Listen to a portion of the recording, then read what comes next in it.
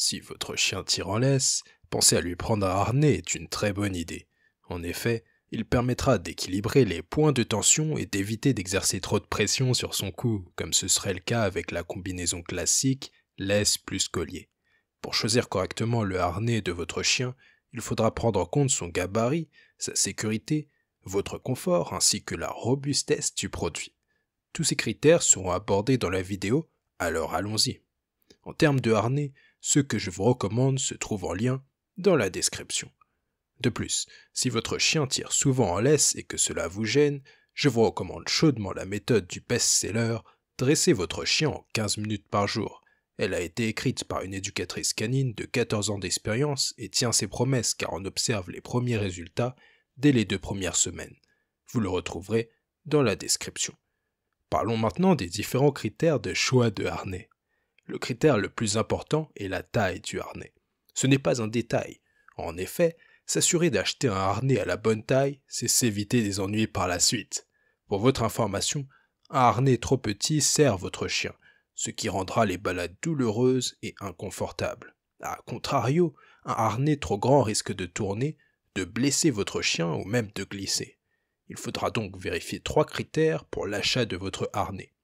Les tours de taille minimum et maximum, les tours de cou minimum et maximum, la fourchette de poids acceptée. Avant tout achat, prenez ces mesures sur votre chien et n'hésitez pas à changer de marque si votre compagnon ne s'accoutume pas à son harnais. Le critère numéro 2 est le confort du harnais. Privilégiez les harnais aux matières confortables. Certains harnais rembourrés avec des matériaux doux permettront à votre chien de se sentir plus à l'aise durant les promenades. Optez de préférence pour cela.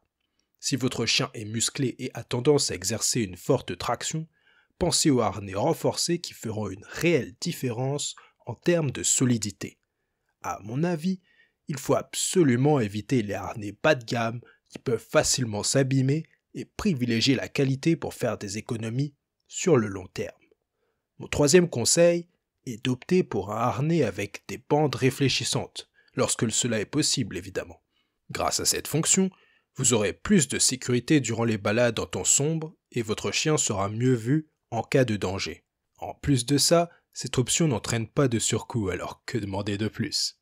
Ah, au fait, si vous êtes en train d'apprendre quelque chose avec cette vidéo, n'hésitez pas à liker et à vous abonner. Le critère numéro 4 est de vérifier la présence d'une poignée de dos. Dans la vie de tous les jours, avoir une poignée de dos sur le harnais de votre chien peut être très pratique. En fait, c'est un must-have. Vous pourrez l'immobiliser facilement, notamment si des altercations survenaient avec d'autres chiens ou si vous vous retrouviez parmi la foule dans les transports, par exemple. C'est aussi une option très intéressante si votre chien ne maîtrise pas encore le rappel. Vous retrouverez d'ailleurs un lien vers mon article sur le rappel dans la description. Le critère numéro 5 vaut surtout pour les sportifs qui aiment partager ce hobby avec leur chien. Dans ce cas, choisissez un harnais équipé d'une ceinture pour garder les mains libres. Cet équipement se compose d'une ceinture ventrale pour le maître, du harnais pour chien et d'une laisse pour relier le tout. C'est parfait si vous préférez avoir les mains libres en promenade. Si vous aimez faire de la course à pied avec votre chien, la ceinture est un must-have. Pour en apprendre plus sur ce sport, je vous invite à découvrir mon article sur le sujet en consultant la description de cette vidéo. Sachez également que certains modèles de ceinture élastique permettent de limiter voire d'éviter les chocs en cas d'accélération brutale de votre toutou. Parlons enfin de l'erreur à ne pas commettre selon moi. C'est en fait sous-estimer le critère de vitesse d'installation. C'est la fameuse erreur dont je vous parlais sur Pinterest et dans la miniature de cette vidéo. Certaines marques ingénieuses ont tout prévu avec des produits à fermeture rapide, pression ou clip, ou encore des sangles d'ajustement. Je vous mettrai un exemple de ce type de harnais en lien dans la description. Croyez-moi, le confort et la vitesse d'installation ou de retrait ne sont pas à négliger, car je vous garantis que passer des heures à essayer d'installer un harnais à son chien peut rendre un homme fou. N'hésitez donc pas à mettre le prix pour un harnais plus pratique. Ça en vaut véritablement la peine. En résumé de ce que nous avons dit dans la vidéo. Tout d'abord, privilégiez les harnais avec un anneau métallique pour plus de solidité, et évitez les harnais au prix trop bas car les matériaux changent et cela pourrait fortement affecter la qualité. Bon, on n'a pas dit ça dans la vidéo, mais c'est un conseil supplémentaire. La fonction réfléchissante du harnais est toujours bonne à prendre, elle n'entraîne pas de surcoût.